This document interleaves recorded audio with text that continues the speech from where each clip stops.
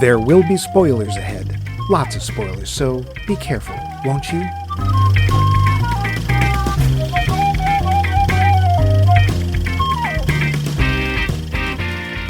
It was the corner of State and Main, more like the intersection of death and taxes. It was night, dark, rainy, sticky night, and once again, I found myself without a dime or a sandwich to spend it on. Dumped by the one woman in the world that would still have me, the only thing I had left to count on was my toes. Fingers, too, I suppose, but I was long past that. The only thing left on the horizon was the rising stench of my inevitability, and that was tinged with the cloying stink of a lunch meat with no name. I tried to pop a cigarette, but I don't smoke. I reached for a drink, but that friend had dumped me too. Yeah, that's me, a ghost in your passing headlights, standing in his soggy Y-fronts as drizzle sends rivulets down his thighs. Sorry-looking Joe. Just another lifetime loser stuck at the corner of State and Main. Which has absolutely nothing to do with this episode of Max Mike Movies. We're nearly at the end of our series, Ready When You Are, CB. That series where we look at movies about making movies. More or less. And this week's entry, State and Main, is definitely more. On my right, looking through the want ads for another co-host, is that producer prime, Max. I can buy this town for $50. Levine, produce for us, Max. Are you okay? I'm worried about that opening. I had a lot of trouble coming up with an idea this week, as has been just evidenced by anyone listening to our podcast. Oh, okay. We'll let that stand for now. Oh, I thought it was good noir. I liked it. And me, I'm just Mike. Are you ever going to fix that pothole? Loose. But that's enough about that. Let's get to more about the poll question. Last week, we wanted to know what movie you can't help but hate watch. We had a few answers, which I will now recount. Vince, our Herzog-loving listener from all the way up north in Canada, wrote, quote, I don't usually hate watch anything, but I never seem to turn off Sharktopus when it's on. It's really terrible, even by my lax standards, but it's so dumb and badly made it draws me in every time, end quote. When Max pondered why Vince chose that film over its sequel? Yes. Sharktopus versus Terracuda, which infinitely superior and a masterpiece of movie making. Which I have to pronounce Pateracuda because you just have to. Vince replied, quote, OMG, I just recently saw the Pateracuda one. I thought I was in the dumbest fever dream ever. If I remember correctly, a lot of the main characters die, so that was a plus, end quote. A plus indeed. That, in fact, is probably a really good summation of the movie. Yeah, but in this case, 1 + 1 = 0. Thanks, Vince. Meanwhile, back on Facebook, dun, dun, dun, dun, dun, dun, dun, dun, we have Adam Mark with this, quote, Boys in the Band, 1970 and 2020. Mart Crowley's seminal drama about gay men in New York pre-Stonewall has a second act that is just cruel. Each of the characters is taunted into calling an old flame to express their enduring love, while a closeted old friend is forced to watch. It's just unpleasant to see the emotions of regret, rejection, and the weird 70s psychotherapy that everyone practiced.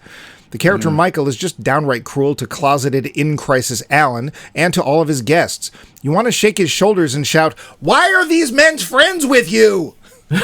I dislike the direction Crowley took with the piece intensely. That being said, the dialogue and characters are amazing. The themes of found community, enduring friendship, disappointment, and hope that the piece elicits are both eternal and of that particular time and place. You cannot help but wonder what happened to them all that summer just before Stonewall and in the decades and decades to come. Of the two versions, I feel the latter is superior. Jim Parsons truly remakes Michael into a much more palatable and naturalized protagonist. The character Emery in both versions is also a joy. My hate watch, Boys in the Band, end quote. Wow, he really does not like part of those films. Yeah. But I guess I can see why. Have you seen either of them? I have not. I've heard of them, but I've never seen them. Yeah, me neither. Thanks, Adam. Degsy O'Brien gave us a movie we've had on this show. Quote, Godzilla 1998, the most expensive mockbuster ever made. So far beyond what Godzilla is and what made his movies iconic and memorable that my grandmother and my dog could have collaborated on a better script. Are you sure they didn't? Get some more fish. fish. Oh, yes. And yet, I'm drawn to it, mostly because I like the cast and because it's in my hometown. It really resembles the classic monster movie Beast from 20,000 Fathoms, 1953, and I'd be prepared to hate it less if it had been called that instead of my beloved Godzilla, end quote. Huh. What if they did rename it and remarket it? Would we like it better? It does have Jean Reno in it. Yeah. Thanks, Degsy. Charles Forsyth offered up, quote, Billy, 1965. It is the most pointless movie ever made, end quote. Yeah, I had to go look this one up because I'd never heard of it. Had you? No. Is this Billie Holiday? Billie Jean King? None of that. It's Patty Duke, and apparently it's about her being a That tomboy. was my next guess. Because, of course, when you think Billie Holiday, your next step is Patty Duke. Billie Holiday, Billie Jean King, Patty Duke. Yeah. Yep. Yeah, I took a look at the preview. The film looks, let's see how to put this, questionable. Yeah. I mean, not least because it's Patty Duke and she sings. But thanks, Charles. Ooh. And lastly, it's a voice message from your secret admirer, Max. Ooh, hang on. Hang on. Let me fix my hair. Get some more Cologne on. Yeah, let's hear what she has to say as if I didn't know. Pookie. Hello there, this is Doris Hempelmeyer. Hi, Max Mike Movies. Hi, Max. I'm here to answer your poll question, which this week happens to be a very interesting one, I have to say. So you want to know which movie I hate, but I would watch anyway. Goodness gracious, there are so many of those, especially when you have a high fever and you really kind of don't care what's on the TV, then you might be watching something like, I don't know, Science Craze or something. But there are some movies that are, I don't know, in a way they're kind of guilty pleasures. I don't really like the movie, and then when I put it on, I was like, why am I watching this? And yet I'm watching it again. And one of those happens to be Sharknado. I know what you're thinking. This is a terrible movie. Like I said, do I like it? I don't think so. But will I watch it? Yeah. Sorry. But, there is another thing. It's not really a movie. It's more of a TV special. And I know I really hate it, but I have to tell you, when this kind of time of year comes around, I just find myself watching it. And that, I have to admit, is the Star Wars Holiday Special. Yes, I know. I can hear you groaning right now, Max. Please don't think any less of me. But, sometimes you got a nice bottle of wine with you, maybe a Maison de Velour. I like their Bordeaux. It's very smooth, and it hits you right in that right spot. And you put on the Star Wars Holiday Special, and magic might happen. You never know, because Max, you're a very important person. And I would only want to have the best with you. So we'll leave the Star Wars aside and we'll watch a really good one. Anyway, that's my answer. Really nice to hear your show. I listen to it every week, and I can't wait to hear this Monday show. Bye. Well, thank you, Miss Hempelmeyer. Wow. Yes. She hits hard. Yes. My little peanut butter cup. Yeah, she hits hard. Science Crazed. The Star Wars Holiday Special. Sharknado. I wish I hadn't seen all three of those. For love, I will sacrifice. I will watch any of those. I don't know who you are. Because she also likes that French foot wine. So lucky you, Max. Thank you, Doris. Hey, Doris. that's good stuff. There is nothing better for cleaning out the septic tank. It even causes what's in there. But what about you, Max? Anything that when it just happens to come on, even though you hate it, you just can't turn away? No! I think you're lying. I don't want to. Yes, you do. It's your question. Yeah. I got a couple. One of them is The Happening. You don't like horror movies. Yeah, what's your point? The Happening isn't frightening. You remember, this is the one where the trees and the wind are the bad guys. I can never tell, is it the tree or the wind? It's the trees. The wind carries the evil tree chemicals.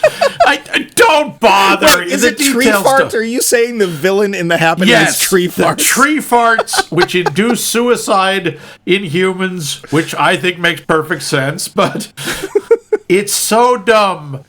And it's such a waste. Well, okay, not of Mark Wahlberg, but of like John Leguizamo is in this and a bunch of other people. And it's so stupid. And when it's on, I can't turn it off. You know? Why? What? No. It's like Owen Wilson stuck his head in there for a second. What? And, oh, wow. And the other one is The Day After Tomorrow. We remember this. We did this in Disaster Porn. Yeah, which one? That's the one where they're being chased down the halls by the cold weather. Oh, well. Oh no, the global warming's right behind us. Is that Dennis Quaid? No. Yes. Yes. So that's the one where Dennis Quaid is literally outrunning a cold front. Yep. That's the one. You will really sit there and watch that if it's on? I don't know why, except every so often, like, oh my God, look, there's this great English actor. I keep wanting to say Ian Holm, but it isn't. No, it is Ian Holm. Sorry. Oh. I keep getting him mixed up with Durham Elliott. Oh. Well, they have the name Holm in it, I guess. Yeah.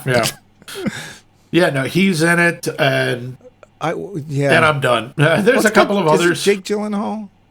Yes. I'm amazed and saddened that I remember that much about that film. I mean, heck. Jake Gyllenhaal and Emmy Rossum. Yep. It's no Geostorm or Moonfall, but...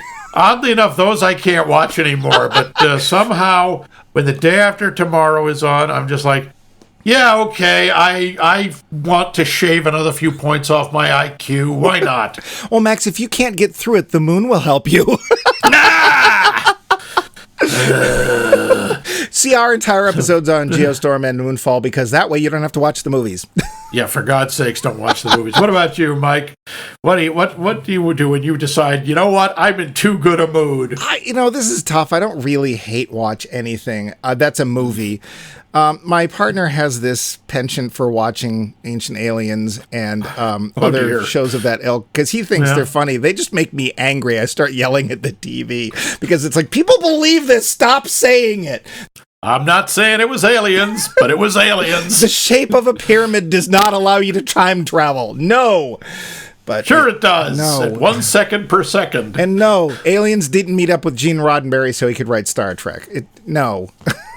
Well, of course not. They met up with those guys who did Battlestar Galactica. Jeez. Or Galactica 1980. Everyone Robbie knows Rist that. as Dr. Z. Oh, why do I remember this horrible stuff? It's also got Ken why McCord did you do that from Adam 12 to yourself? Yeah, he played Boxy. Oh, and God, the saddest thing about this is I only saw Galactica 1980 once when it came out, and I still remember this dumb crap. But I guess the closest I could come is National Treasure, which is really more of a guilty pleasure because I don't like Nicolas Cage in pretty much every role, and he's probably his least Nicolas Cage in that role. And it is a dumb movie, and all of the ancient artifacts work, which is Max's favorite pet peeve. It's like, hundreds of years. This is how many hundreds of years old, and all the ropes are still intact, and all the gears are still unjammed, and none of the dirt's caused any problems. Well, all the lighting oil still lights. That would make 200-300 years underground, no problem. Wouldn't have dust in it or rat droppings or rats. But yeah, so that's either that, or I suppose anything from Riff Tracks, because anytime I watch that, that's like, I have two words to mention: Joe Estevez. That's hate watching. Or heck, Robot Monster, because I don't hate the movie, but dear God, it's actually very boring. There's big chunks of boring in that movie, but when the gorilla comes out, well, then everything comes back together. I'm sorry, the alien, but yeah. Well, we want to thank you for your answers, and that's all well and good. Cool. But what's better is answering this week's poll question.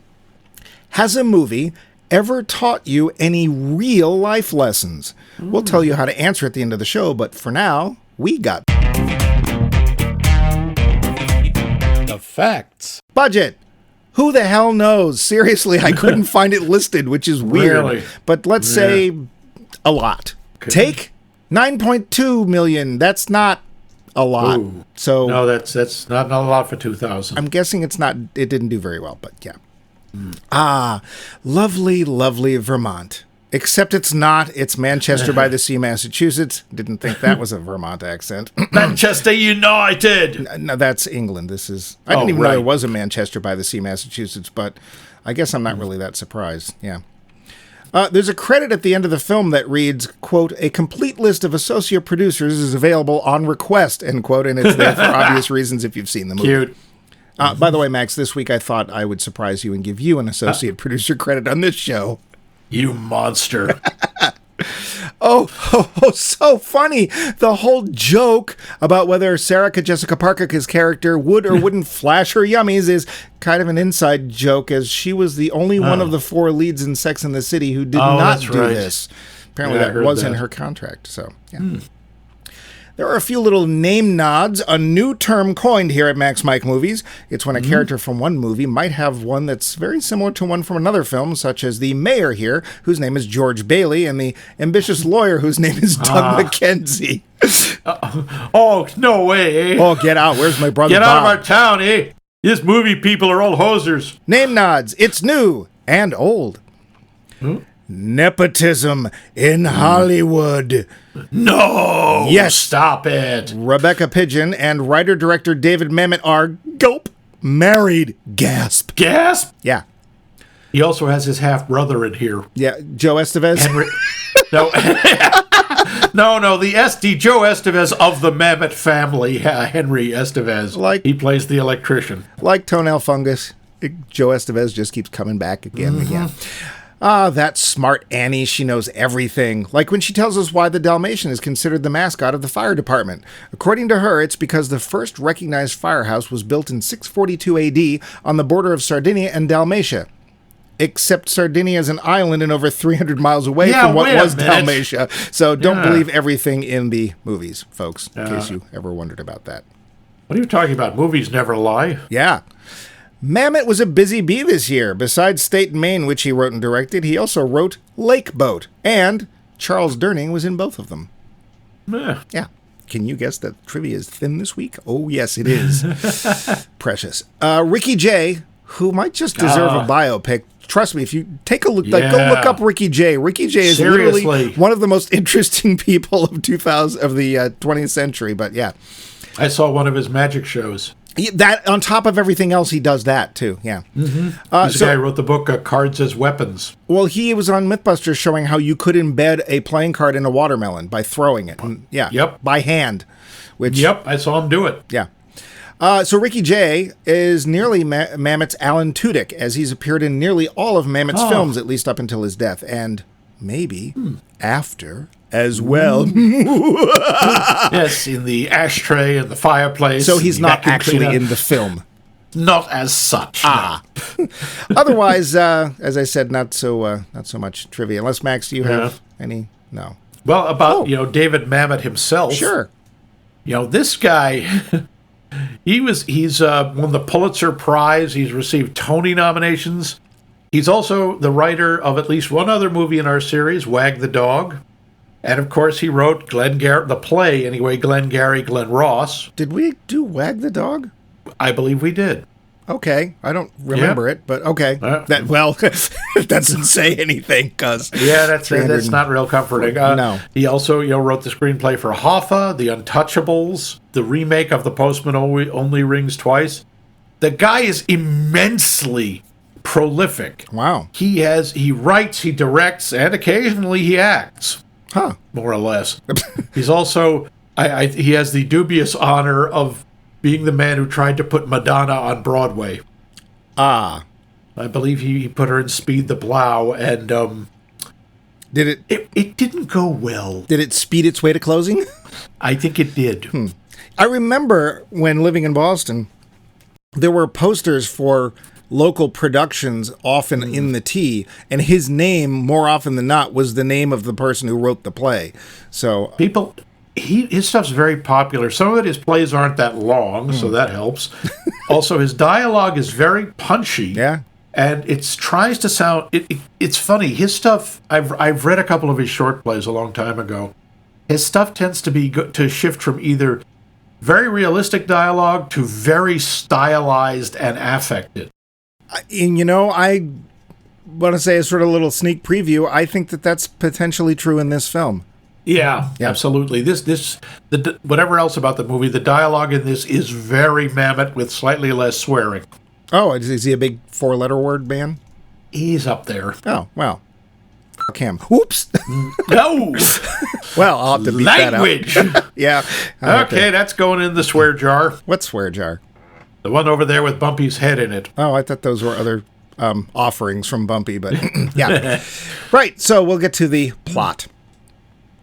What happens to a small Vermont town when a big Hollywood production busts in to make a movie?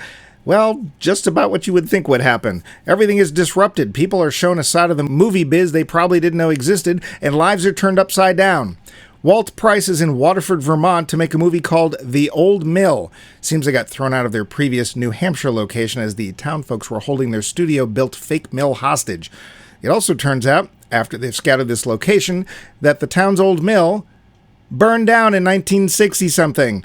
So now what are they going to do? And that's just the start of the troubles. The lead actor, Bob Berenger, apparently did something rather horrible before and just managed to get out of town alive. The leading lady is contractually obligated to do a nude scene which she suddenly doesn't want to do. The town council, which is also its mayor, is dragging its feet on releasing a permit to film on Main Street. The movie's writer, Joe White, is not only having second thoughts, he might be falling in love with a local. And that local's fiancée is gunning for a Senate seat. To that end, he is sniffing about for just about any troubles he can rouse. He doesn't have to look far when one local young lady starts making eyes at Bob the Star and then ends up in a car accident with him after completing a tryst that is very much not legal. The biggest problem here? The one witness to the accident and the fact that the young lady was in the car with Star Bob was Joe White. Will the movie get made? Will Joe, who's writing a script about purity, tell the truth when the moment calls for it, even if it means risking his career? Did Bob really sleep with a teenager? Was this the first time? And is this really what it feels like to make a movie? Find out, dear listeners. The best is yet to come. The film. Yep, that covers it. Yeah. It was actually interesting because I didn't really have to write any kind of linear plot complication. plot, like it's like here's a bunch of things and they all kind of happen together. So Yeah. Kind of sequentially, kind of not. Mostly, I think, but yeah. Did you see this? I had not. I had heard of it. I think I saw a couple of clips of it. I have never watched the movie before. That actually surprises me. This actually seems like a film that might be up both our alleys, just from its... Yeah, you would think. I don't know what it is, but it was one of those movies I just never got around to. I would ask people about it. They'd say, "Oh, have you seen State and Maine? You like movies? It's about making movies." I go, "Oh, is it any good?" So I never got a clear answer, so I never really went after it. Well, it's got an interesting and varied cast. Why don't we go it's got a remarkable cast. We both tend to look at the IMDb page instead of writing it out because who's got time. Yeah. Strangely, they leave out one major name, which I'm not sure why that is, but... I don't know why that... Yeah, you're talking about Alec, yeah, right? Alec Baldwin is in this playing Bob Berenger, and I hate to say this, but I think he's kind of perfect for the role. Oh, he nails it. I gotta tell you, and it's not just like, oh, look at that, he's really good playing a child molester. Yeah. He's like, he sleeps with underage girls. Yeah. There's that horrible line, get him something he likes. What does he like? 14-year-old girls. Well, get him something else. No. Get him half a Get him half a 28-year-old girl. Which I actually liked. I wrote that down as one of my quotes because it was so stupid. Yep. Me too. That's a great line. But yeah, he's has a tryst or an affair with Julia Stiles' character Carla. Julia Stiles was, by the way, at the time 19. That makes me feel not really that much better. I don't know. Yeah. Do you know her from anything? I don't know her from anything. Oh, sure. She was in a bunch of the Jason Bourne movies. Oh. She was in the street dance movie Step Up, which I did not see, but I did see her in 10 Things I Hate About You, which is one of the real kind of the fun reinterpretations of a Shakespeare play. It's basically The Taming of the Shrew. I think she does a good job. I think she's a very problematic character. And I think it's pretty obvious it was written by a man. Oh, yeah. On the one hand, you could applaud her for being self-actualized and saying, I want this, I'm going to go get it. On the other hand, ew. Yeah, big ew. And she reacts the way a child would react. Well, I don't know Or because a scorned teenage girl. yeah, I guess. Except what was she? We don't. The thing I like about her character is she actually seems pretty smart. She seems to understand people really well. At least she understands how to get to Bob and what it would take to get what she wants. The question is, I don't know if she actually even knows what she wants, and I guess being a teenager, that's fair. But as Yeah. soon as she finds out he's actually been with somebody else, she gets all tight, and then she, basically decides, well, I am going to out him and so on and so forth. So I think she does a good job, but man, that character is problematic to say the least, especially when parts of her played for laughs. Yeah, it's considering it is sort of a half a joke. Yeah. It's really not a funny subject. No. And they don't have the excuse of this being 1950. This was 2000. This wasn't that long ago. No, I will say, to be fair, I'm sure there are instances where young people, underage people, do throw themselves at adults. That being Are said, you kidding? Especially with celebrities? Yeah. Good God, yes. that being said, there's still this word called no yeah. that could be used in such an event. So yeah, That's tricky, that one. Philip But Seymour. yeah, Julia Stiles is a terrific actor, and didn't get a lot to do in this, No. but she's really good. Philip Seymour Hoffman. Ah, God. I miss Philip Seymour Hoffman. I really miss he- Philip Seymour Hoffman. This is going to sound odd, but Philip Seymour Hoffman is one of the best actors at looking uncomfortable. And he does it so well that it makes me uncomfortable. In Yeah. almost everything I ever see him in, I start like squirming in my seat. It's like, oh, jeez. Not because he's bad, but he's so good at projecting it. One of the only ones he doesn't, and I hope we get to this at some point, is a movie called Charlie Wilson's War, where he plays, I think he's a CIA agent. And he's he's the most laid back I've ever seen him. Huh. Didn't he also do a Truman Capote in one of the 3 biopics that Yes, he that did. year? He was in Capote, and he friggin' nailed it. It just reminded me, I hadn't watched him in anything in a long time, and it just reminded me that there was so much more that I wanted to see from him. I really like him in Yeah. this role. I like his character. I like that he's not perfect, and it's like, oh, good, there's a nice person. Somewhere in Hollywood, there's a nice person. Yeah, he's one of the only nice people in this movie. Yeah. William H. Macy, who apparently has known Mametz for like 35 years. Like, they've been friends forever. I like William Okay. H. Macy in pretty much anything, even when I don't Yep. like his character, such as Fargo. William H. Macy does a great job, and he's also a little toned down for this. He's not quite so William Yeah. H. Macy-ish. He's not he can be kind of manic in a lot of his roles, and he underplays it. And again, he's so convincing as this, hello, I am going to do absolutely anything to get this movie made. I will tell any lie. I will cross any line. Yeah. I will switch my opinion so that I can be the good cop to your bad cop, which he Yep. does. And he is a master manipulator in this. Well, and it makes you wonder, is that what it takes to get a movie made? And my feeling is we didn't see half of it. Yeah. So, yeah. To be fair, he is not a director shown for going after young women or anything. So that's like the one point in his favor. But otherwise, yeah, lie, cheat, and steal to get the movie made. Yep. Now, Mrs. Mamet. Yeah. All right, I got to admit, That's right. I do not know Rebecca Pigeon from anything. And I do not either. It's 24 years ago, so I kept watching the film, trying to convince myself, is that Tina Fey? No, it's not Tina Fey. Oh, the light's hitting her this way. Maybe it is Tina Fey. No, and it's not. No, it's not. She may be my favorite character in the film. Really? Okay. I really liked Anne. I liked the Yeah. fact that she seemed totally at home with herself. She knows where she lives. She's happy where she lives. She's got her own store. She wants to open up the print shop and redo the newspaper. She seems very in charge of herself. There are other issues with her that I'll come back to. Yeah. but- Yeah.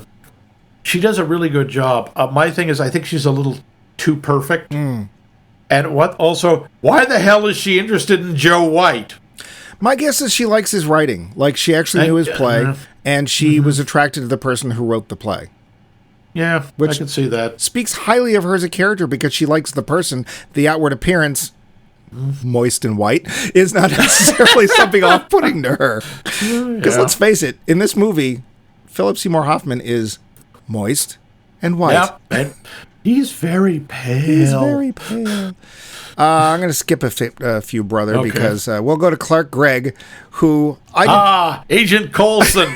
I didn't know him before Agent Coulson. I didn't, and I love him as Agent Coulson. Yep. I think he does a really good job in here as being that character that wants to get ahead and become part of, and sadly looks exactly like the kind of person that would get into politics. Yeah, he looks like every other congressman. Yeah. So I think Clark Gregg as Doug McKenzie does a great job. And Is my brother Bob, yeah. Well, is that a nod? How can it not be? I would have to be, but I can't prove it. I just don't know wwhy. We have Ricky Jay in a small role. Ricky Jay I love, so, he's fine. He doesn't get much to do, but he's okay. I mean, really, after that, it's except for Charles Durning, who plays Mayor George Bailey. George Bailey. I like George Bailey, yeah. Oh, Merry Christmas, Bedford Falls. And let's face it, Charles Durning is Charles Durning. She's fine. Yeah. But also his wife, the woman who plays his wife. Oh, right. That is Patty freaking LaPone. Yeah. The Empress of Broadway. Yeah. And very brief role, but you totally understand her in an instant. Yep. You know exactly who she is. You don't necessarily like her. No. But you know who she is, and she's absolutely believable. Believable.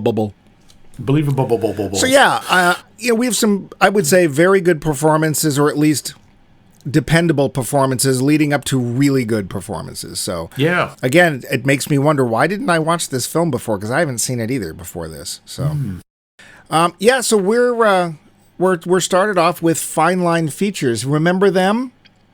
No. Oh, I do. It was a division of New Line. It was sort of New Line's. Here's our independent films. It was sort of like Touchstone and Disney, except Touchstone was still pretty big budget. Turns out it was a subsidiary of New Line, and it ran from 91 to 2005. Then they got bought up by Time Warner, and that was the end of that. So, okay. Yeah. There are a couple of quotes in this film that I like. You already gave one of them. Give him half a 28-year-old girl, which I don't even know what that means. But one of them is from Walt, played by William H. Macy. He says, "This is what my people died for, the right to make a movie in this town." What people?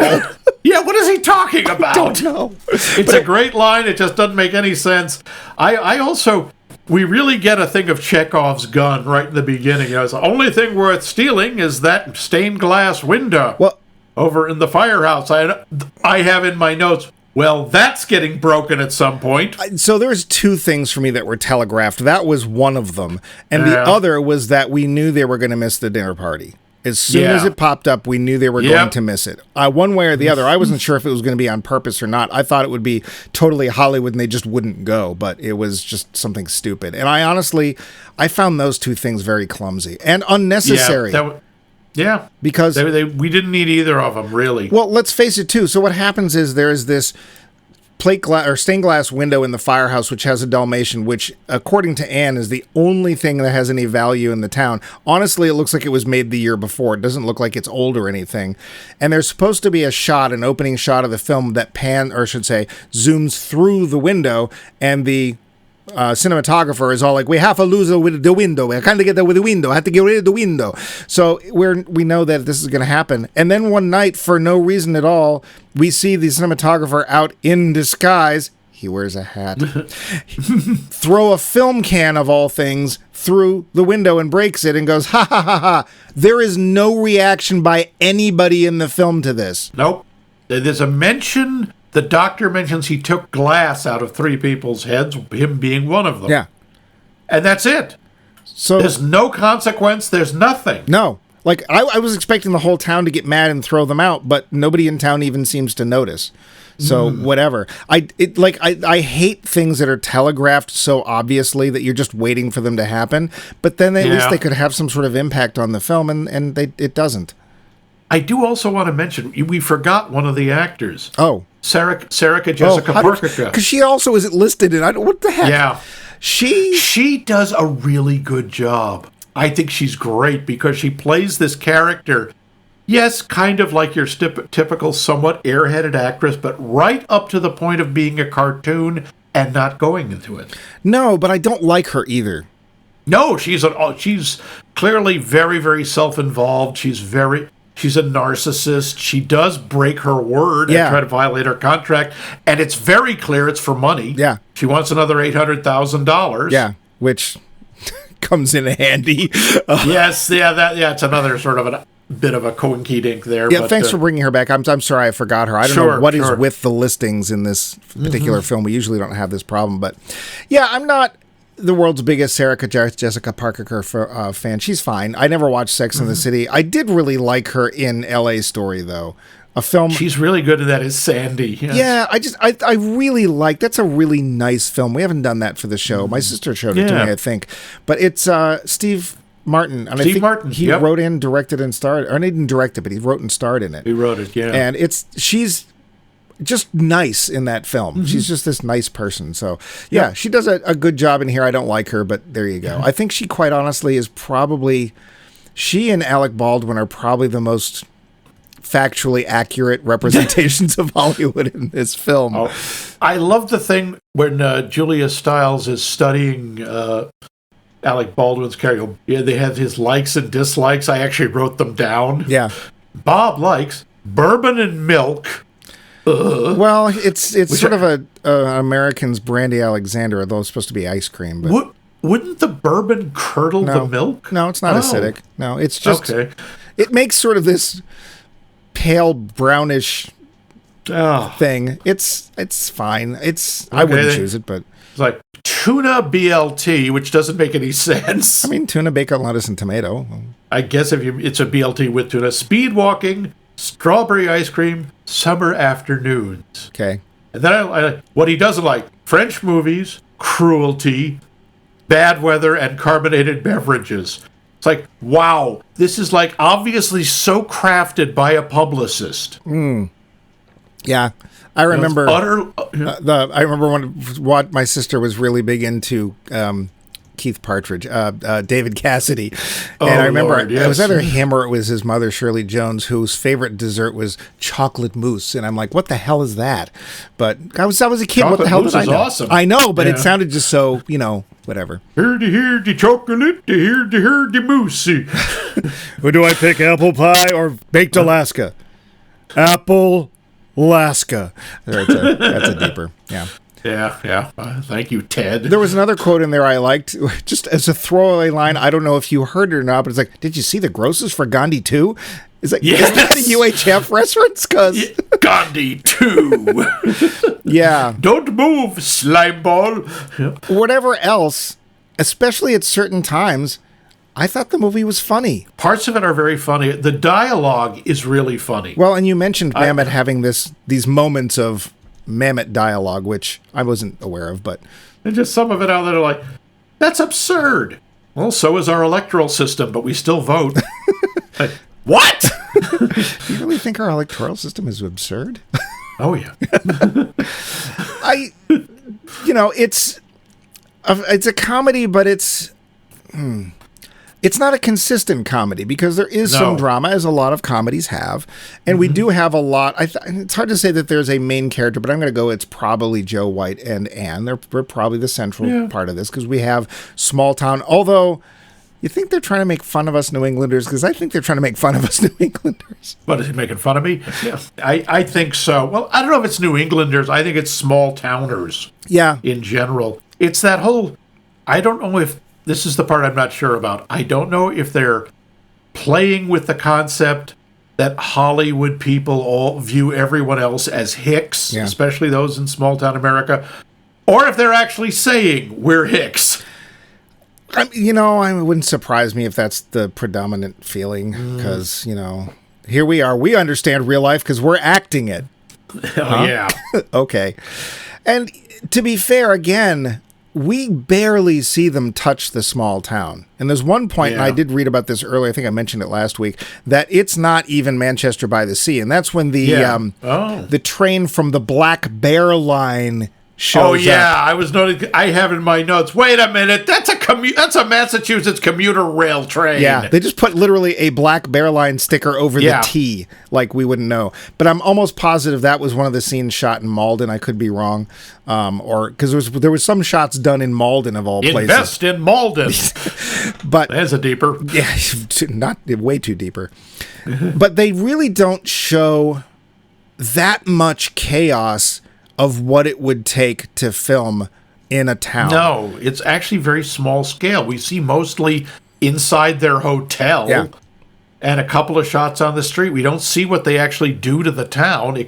A little bit at the end, but even that looks remarkably innocuous. It's one building. It's at the end of the film. We do see them actually shooting the big end scene of, I forget what the name of the film is now that it's not the old mill. The old, yeah, that's Fire right. in No, Our it's still Lives. called the old mill. No, or it's not. They something. changed it. It's called Oh, it Fire isn't in there, Our right. Lives or something like that.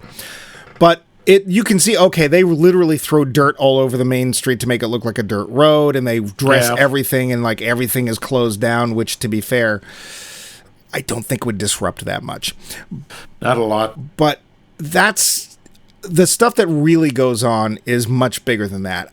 One point, living in the Boston area, I was heading to work, did not realize that they were filming a movie in the apartment complex that I live in, and I'm trying to get to work, and there are these giant cables stretched across the road, and these big, and we do not have wide roads in the Boston area ever.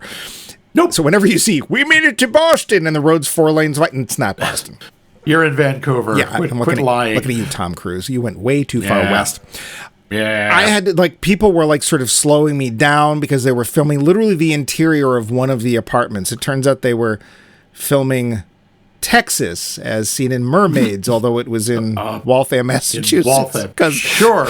yeah. So often mistaken for one another. But and I watched the film just to find the shots because I know what the interior of the apartments look like, having grown up in them. And it was literally like maybe a 3-4 minute shot, but it's like they just disrupted traffic just for that one room all day on that street. Well, that's just that. What about they're filming the Yeah. whole film? There would be construction. There would be Yeah. things would be I shorted think- and yeah. tons of But trucks. I think the idea isn't what it does to the town, it's what it does to the actual people. right. It's not it's not about the practical stuff. It's the way people react to them, the way they change, the way people see it as an opportunity or as an obstacle. Well, and what's funny is that if you watch the preview of the film, those are the things that are made prevalent. Like they're up front, initially they show the two guys in the diner, talking about local events, and then later they're reading Variety and whatever. Yeah. But those parts in the movie itself are actually downplayed. Like we don't see that much affecting. lot. Just a couple people here and there, mostly to do with the whole rape allegation, which isn't to know. Well, we also see the way that it changes relationships. The way, like, Anne is engaged to Agent Coulson. I'm sorry, that's who he is to me. she could do better. And she could. And she meets Joe White, and she forgets, as I did, Coulson's name. This is my fiance, Doug McKenzie. and she blanks. Yeah. yeah. She falls in love with him, and at first Mackenzie is like, "I'm going to destroy all of you," and then it's like, "Here, have a large bag of money. I want to get back to that." Some of the tone and the way the I don't know what you would call it, the way the narrative works is very inconsistent. When Claire, Sarah Jessica Parker, shows up in Joe's room and ends up naked, Yeah. and then Anne shows up as his typist, I'm thinking, oh, we're suddenly in an English farce. It's like, oh no, the bishop is hiding under the bed. Oh!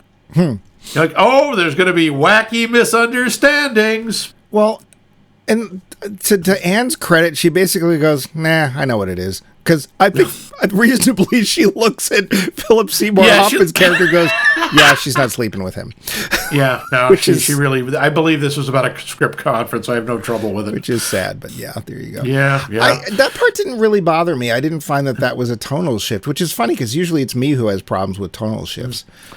What about it starts to get a little bit absurdist toward the end. The whole thing where Joe White's moral crisis is he saw the accident that happened with Bob and the underage girl in the car. Right.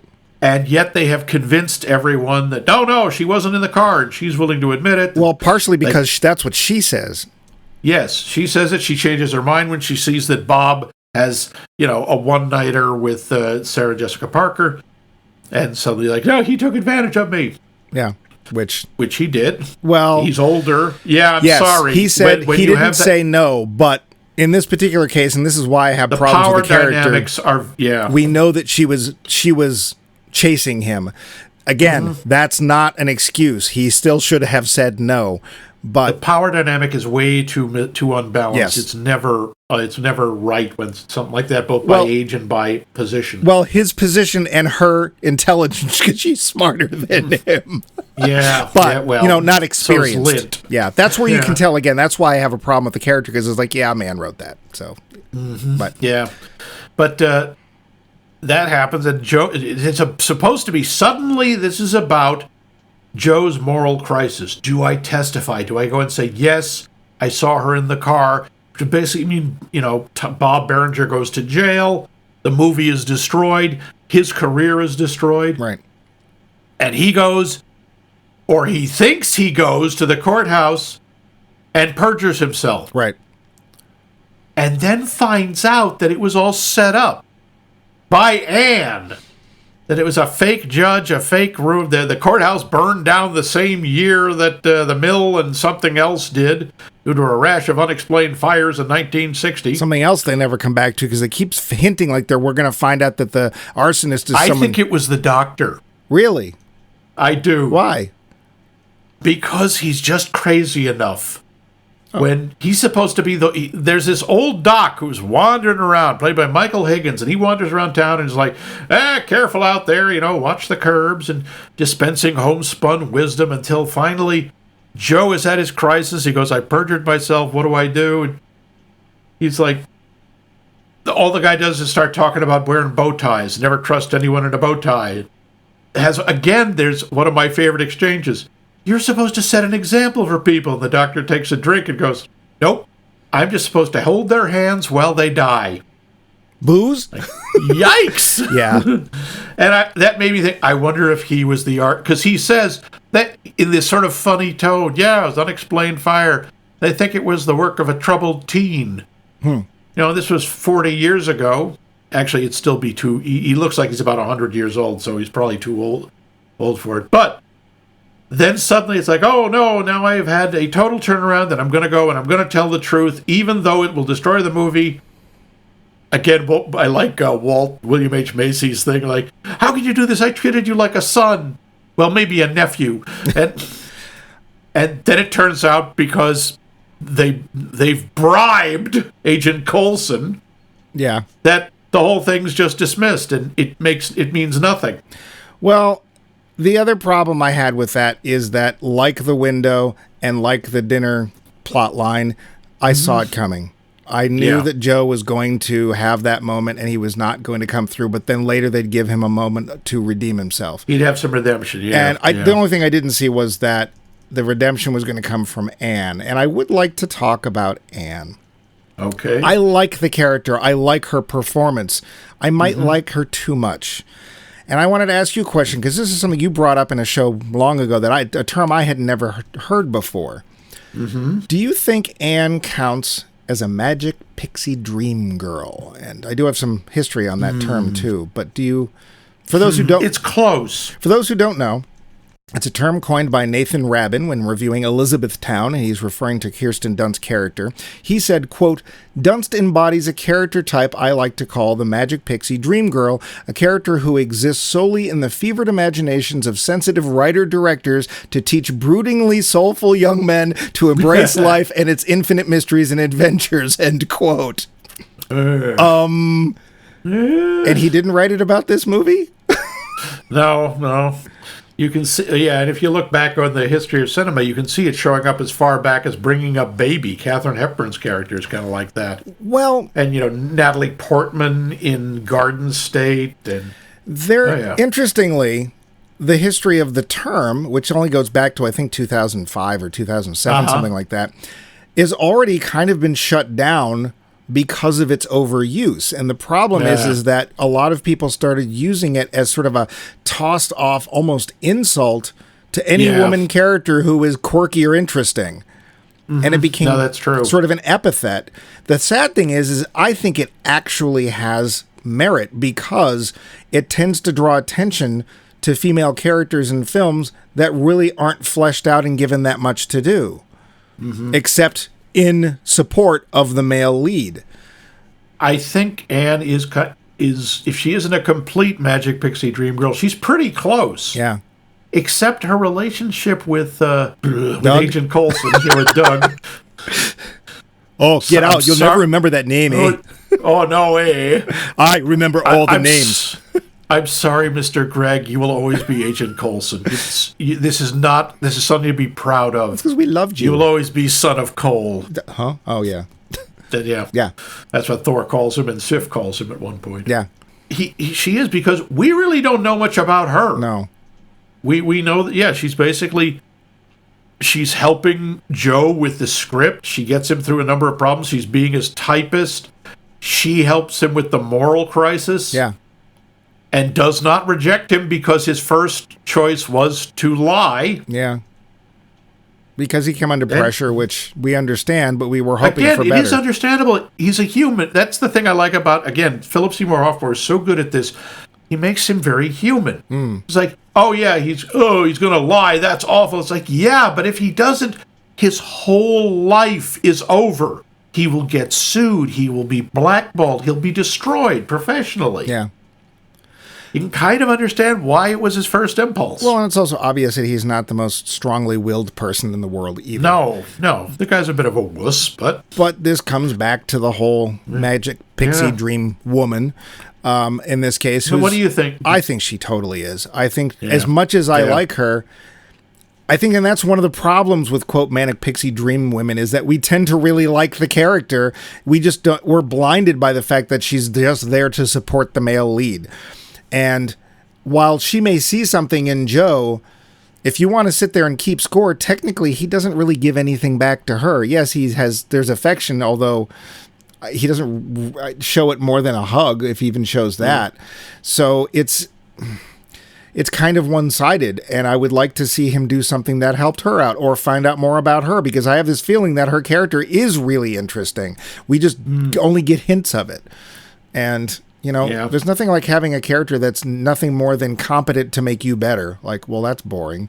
So I think she totally is, and I think it's a problem, and I don't want to get rid of the term, but maybe we can come up with something else so that term doesn't have the wrong connotations, because I haven't watched Bringing Up Baby in a long time, but I'd be willing to bet that there's more to Katharine Hepburn in that film than just being... Honestly, there is. It's really dismissive of that character to just call her that. Yeah. It's the same if they talk about Holly Golightly like that, and that I think is inaccurate, because she's a very complicated character. I hate that movie. Yeah. I hate because it's like Taming of the Shrew. They turn it into something that she isn't at the end of that film, and I hate that. I love her. Like, honestly, George Chappard, if you could just edit him out of the film, and Mickey Rooney.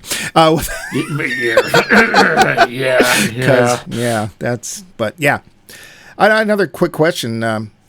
Does seeing some of the things that might have happened behind the scenes of your favorite films, does that diminish your enjoyment of that film? It's funny. It depends on when I see them. I don't like seeing this stuff before the film comes out, which is now much more of a thing. Right. Didn't used to be. Now it is. When it comes out after, honestly, I think it makes the film more interesting. I agree, because if I've seen anything like an article or a little short bit about how we did this, then all I do when that scene pops up is look for the things. Yeah. Did you know there's a tennis shoe in the background in Empire Strikes Back? Or I think it's actually Return of the Jedi. It's like, where's the shoe? Where's the shoe? I'm not paying attention to the story, such as it is. Yeah. You should find out after you see the movie the first time. Or that there's a little R2-D2 on the mothership from Close Encounters. I finally found it. I've watched the film many. I finally found it. I was afraid it was one of those things that you actually physically can't see. No, like it's actually, the shoe. If you actually see it, it's like, oh, it's right there. Like, it's on one of the close-ups, it's like, oh, that's okay. I wish I hadn't seen that. Sometimes I do, sometimes I don't. I have learned to really hate Easter eggs. And the reason I've learned to hate Easter eggs is that they almost always take you out of the story. That is true. That is true. An Easter egg suddenly reminds you you're watching a movie. Yeah. So like Doug McKenzie pops up. It's like, okay, now I'm thinking about Bob and Doug, you know. Dave, what's his name? I can't remember. It's what are those two actors' names? Dear gods, it's Dave Thomas. Dave Thomas and Rick Moranis. Yeah, Dave Thomas, the founder of Wendy's. You know, it's like and also the other one. Well, George Bailey wasn't so bad because I think it's mentioned once, but it's like, yeah, when you do that, you're specifically saying wink, wink. Yeah, and I don't like that sort of stuff. I'm there for a story. I don't want that in there. True, but in a movie like this, because it's a movie about making a movie, that's kind of integrated into the whole thing. The whole thing is a fourth wall break. You mean the way they subtly integrated Bazoomercom into the background? I liked that. Yes, God. That was great. That was a little subplot of to make money. They want to try to integrate product placement of this company called Bazoomercon. It's like, it's a computer company. This is set in the 19th century. How can we have them in there? So they put them up as an office supply store, a sign on a wall. Yeah, they leave out the dot part, but Bazoomercon. Yeah, I thought that was actually fairly clever. What was weird, though, is that there's actually a bit of product unplacement. Did you notice that? There's a scene in front of a Pepsi machine, and they took the word Pepsi out, right. and they left the logo. Pepsi. That's right. That's right. I actually think on some level, I noticed that. I'm like, wait, there's something wrong with that machine. Yeah, I not only noticed it, I was staring at it. It's like, could you have just like taped over the entire thing? Why did you leave the red and blue Pepsi logo part there? No idea. Like, that was just weird. Idea. But you know what else is weird? Is that part where we get to the end of the show and decide whether or not we liked the movie. But first... One thing... Oh, I'm not going to let you ruin my segue this way. I said it. But first... Go ahead. A number. No, just one thing. One other actor who shows up, and this is... I don't know if this was an inside joke or what. Howie, the money guy who shows up at the very end for 2 seconds. Did you recognize him? No. That is Jonathan Katz, a well-known stand-up who is also known mostly for an animated show called Dr. Katz. Right. And I just, honestly, I found that jarring because, like, what is he doing here? It's funny. That's weird. It didn't bother me because I didn't know who he was. I looked it up later and I'm like, I'm not going to bother putting that in the trivia. It's not that interesting. No. So I noticed it and it made the sequence a little weird. Yeah. But what else is weird is when we get to that part of the show where we decide whether or not we liked the movie. Okay, that was less tortured than usual. The finish. So, Max. Yeah. Speaking of torture, did you like Stayed in Maine? It's actually a hard question. I liked a lot of the cast. I think that some of the dialogue was really funny. I liked the idea, but overall, I have to say no. Oh. I didn't really like it. It was partly because I didn't like just about any of the characters except for Anne. I didn't like... You're not supposed to really like Seymour Hoffman's character. I don't know. I actually did like him. I liked the fact that he was at least trying to do the right thing, which, unlike anybody else in the film, mostly. I don't know. I can't really recommend it. I think it's too uneven. There are parts, again, that's a lot of fun, and it's... If you're a David Mamet fan, I'd say watch it. But I don't know. What about you? I think I would actually recommend it, but I wouldn't give it high marks. I thought parts of it... So this is a real test for me. If I'm watching a comedy alone, I will generally not laugh very much. I do much better if I'm... Even in a theater with like other people I don't know, I will laugh more, especially if I'm with people I do know.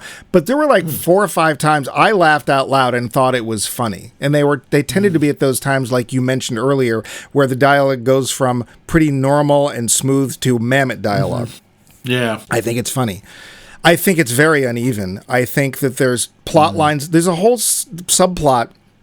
The production, I guess he's the first assistant director, they never actually say, where he keeps talking about the fact that his wife is about to go into labor. And you're supposed to think, oh, wow, Hollywood people are so unfeeling, they won't let the guy go be with his wife. But that plot line literally goes nowhere. Like, it sounds like she's Yep. going to have trouble. Like, they have a midwife there and she's going through a tough pregnancy. And then at the end of the film, he's just wearing a button that says it's a girl. Like, nothing. It went nowhere.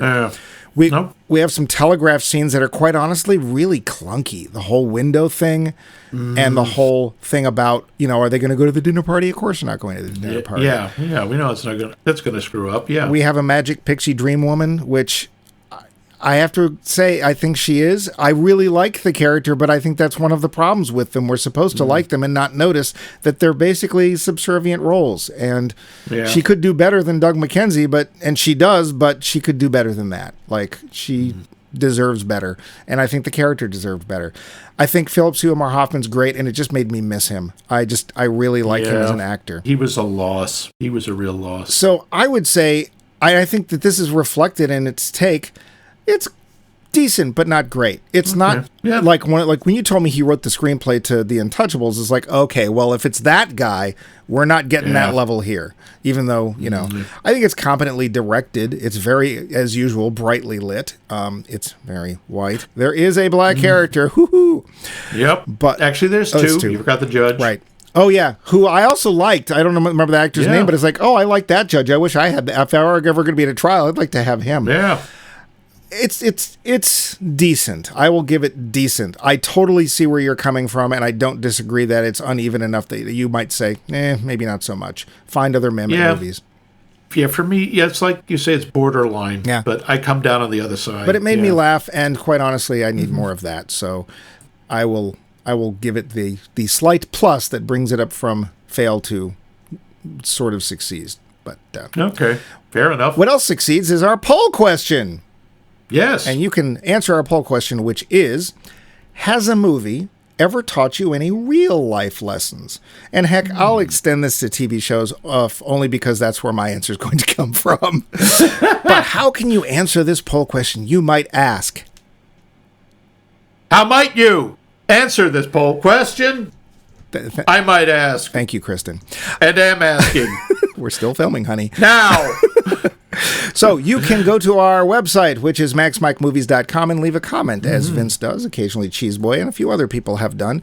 Leave a comment that is to do with the poll question or has to do with the show in general. We might actually need your help coming up. Maybe. We'll see. Maybe.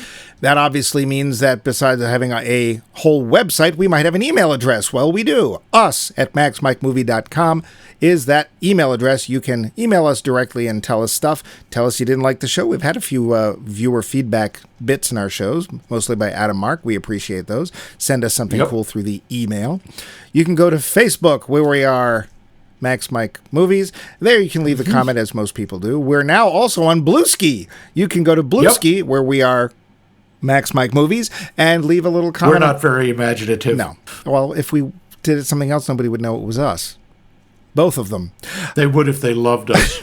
They listen to us every week, some of them, so they, in some ways they do.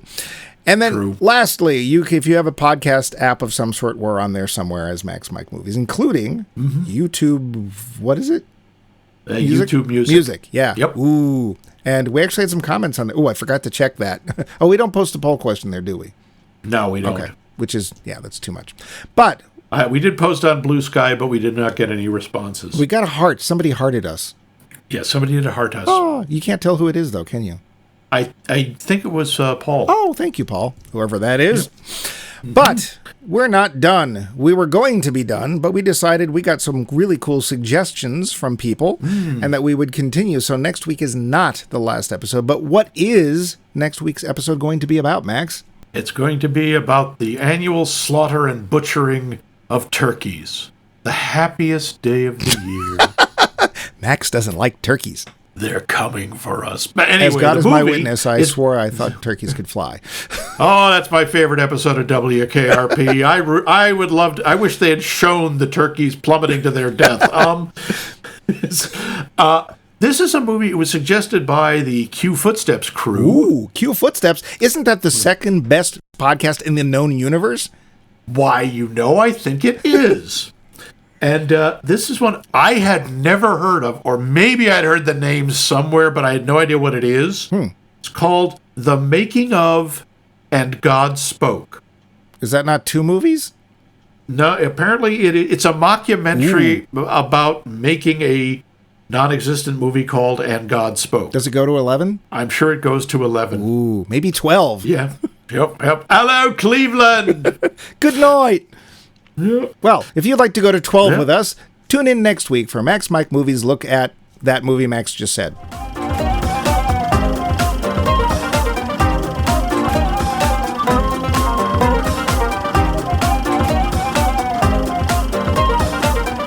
This has been a co-production of The Voice of Max and The Movie Wrench.